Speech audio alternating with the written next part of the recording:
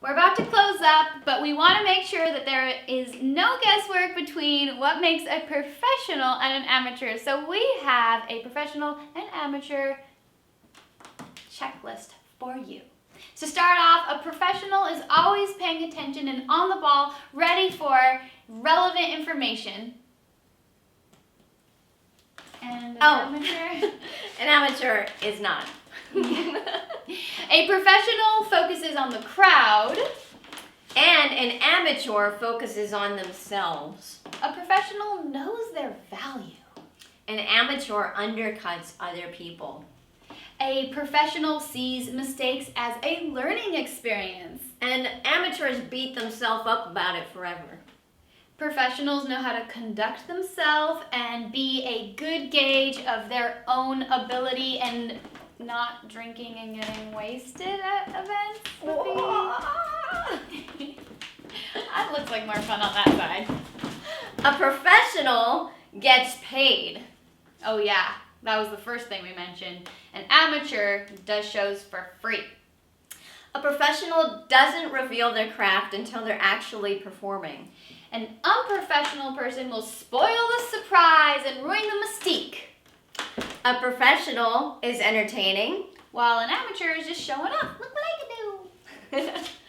A professional considers entertaining a fun job, where an amateur just does it for fun. A professional is comfortable dealing with contracts and using them. An unprofessional amateur would avoid them. A professional is responsive. An amateur is unavailable and hard to get a hold of. A professional is on the cutting edge. And an amateur is living in the past, doing stale routines. Peace and love. A professional is positive. And amateur, not good enough. A professional is flexible. In more than one way. And an amateur is stuck in rigid ways and I don't want to change anything. A professional is reliable. And an amateur is unresponsive. A professional sees their accomplishments. And an amateur doesn't feel like they're getting anywhere. A professional creates long-term goals and reaches them. And an amateur only sees the rewards of short-term ideas. A professional uses systems to organize.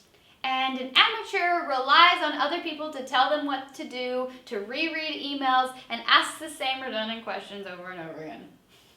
A professional shows up in full makeup and costume, where an amateur just wears yoga clothes and a Forever 21 bra. A professional is aware of their conduct at events, where an amateur would be on stilts trying appetizers with food in their teeth. A professional is always on time, and an amateur is late. These are a few things. We'll have a checklist for you to help you be more professional. Woo! I think Lamb Chop would agree with that. We could add on and on to this list, but this is a good starting point, and I'm sure that after your course, you'll be falling heavy on the professional side.